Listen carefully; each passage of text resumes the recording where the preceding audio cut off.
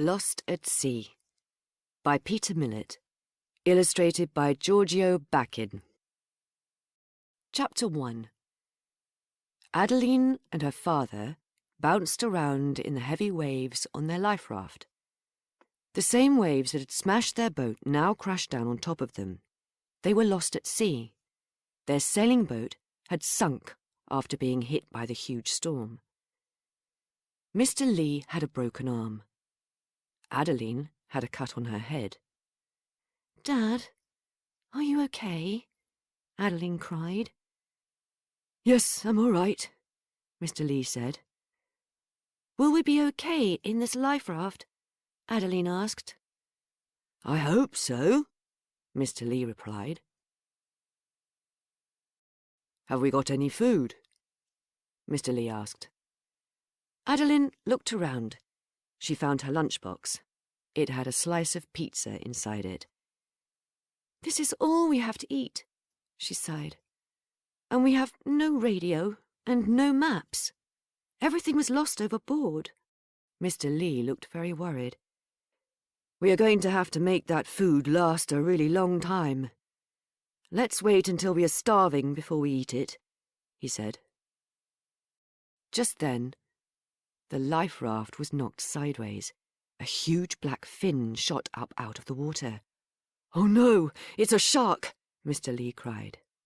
2 more black fins shot up. Adeline covered her eyes. "Wait! They're not sharks!" Mr. Lee cried. Adeline uncovered her eyes. "Dad, you're right. Sharks aren't black, they're grey." "They're orcas!" Mr. Lee cried. "Thank goodness for that," Adeline gasped. The fins dipped back into the water, and the whales swam off. Chapter 2. Dad looked at his watch. "Oh no, this is bad, really bad. It's nearly midnight, and no one knows we're out here alone." "Will someone find us?" said Adeline. "They'd better," Dad groaned. "I'd hate to think what will happen if they don't." The life raft drifted for miles out into the darkness. When Adeline awoke the next morning, she was cold and hungry. "Shall we eat the pizza now?" she asked. But just then, Mr. Lee saw something out on the water. "Look, look!" he cried. Adeline rubbed her eyes. "It's a ship! It's a ship! Have they seen us? Are they coming to rescue us?" Mr. Lee shook his head. "No, Adeline. They can't see us. We're too small to be noticed." "How can we make them see us?" Adeline cried. "We need a flare or a really bright light," Mr. Lee said. Chapter 3. Adeline looked around the empty life raft. "But the emergency pack has been washed away," she said. Suddenly, her face lit up. She took the pizza from the foil. "What are you doing?" Mr. Lee said. "Are you going to wave the pizza at them?" "No," Adeline said.